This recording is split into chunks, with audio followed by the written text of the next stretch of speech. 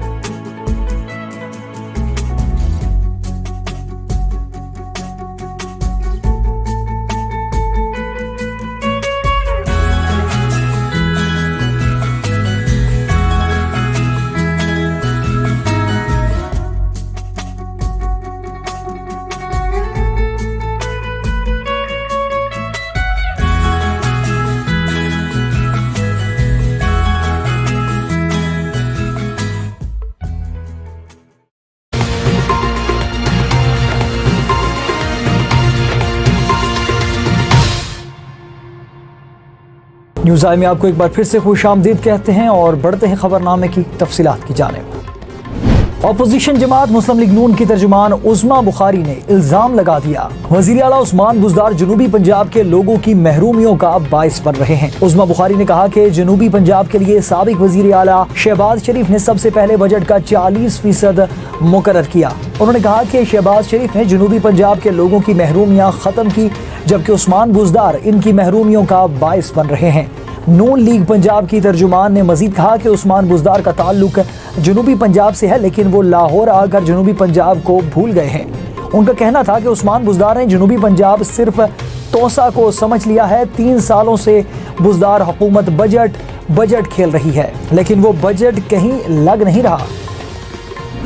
SBP ने सार्फिन के कर्ज की तफसीलात माइक्रो फाइनेंस बैंकों को फराहम करने का तरीक़ाकार वाज़ेह कर दिया। SBP ने माइक्रो फाइनेंस रेगुलेशन में तरमीम के हवाले से एलामिया जारी किया है, जिसमें माइक्रो फाइनेंस बैंकों को कर्ज की तफसील फराहमी से मुतालिक तरीक़ाकार को वाज़ेह किया है। स्टेट बैंक ऑफ पाकिस्तान के एलामिये के मुताबिक माइक्रो फाइनेंस कर्ज लेने की कागजी ज़रूरत को सहल कर दिया है और माइक्रो फाइनेंस कर्ज सारिफ के लिए कर्ज की तफसीलात फराहम करने की शर्त ख़त्म कर दी है। एलामिये के मुताबिक लाइसेंस क्रेडिट ब्यूरो ये सहूलत फराहम कर रही है और माइक्रो फाइनेंस बैंकों को कर्जों के लिए ECBI हासिल करना होती है। SBP एलामिये के मुताबिक तरमीम के बाद स्टेट बैंक की ECBI रिपोर्ट की शर्त ख़त्म कर दी है और माइक्रो फाइनेंस बैंक अपने ज़राए से सारिफ की रिपोर्ट हासिल कर सकते हैं।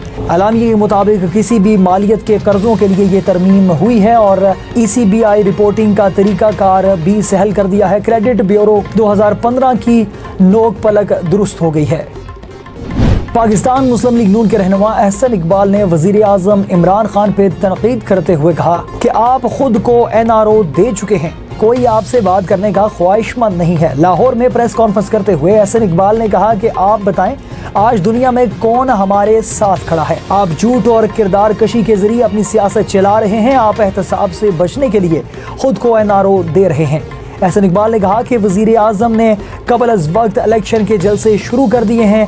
رہنما مسلم لیگ نون نے کہا کہ نوجوان روزگار مزدور جینے کا حق کہسان کھاد مانگ رہا ہے۔ آپ نے معیشت کی اینٹ سے اینٹ بجا دی ہے اور آپ ملک کی تباہی کے ذمہ دار ہیں۔ پاک سرزمین پارٹی کے سربراہ مصطفیٰ کمال نے سندھ حکومت کے نئے بلدیاتی ترمیمی بل کو ریاست کے خلاف سازش قرار دے دیا ہے۔ پی ایس پی کے تحت اورنگی ٹاؤن میں بلدیاتی ترمیمی بل کے خلاف احتجاجی مظاہرہ کیا گیا ہے، جس سے پارٹی چیئرمین مصطفیٰ کمال نے خطاب کیا۔ مصطفیٰ کمال نے کہا کہ ہمیں شوق نہیں ہے کہ مائیں بہنیں اور بزرگ سڑکوں پر کھڑے ہو کر احتجاج کریں۔ انہوں نے کہا کہ نئے بلدیاتی ترمیمی بل کے ذریعے پیپلز پارٹی نے سب اداروں پر قبضہ کر لیا ہے اور ہم اس سیاہ بل کو ریاست کے خلاف ایک سازش سمجھتے ہیں۔ پی ایس پی سربراہ نے مزید کہا کہ ہم 2013 کے بلدیاتی قانون کو بھی نہیں مانتے۔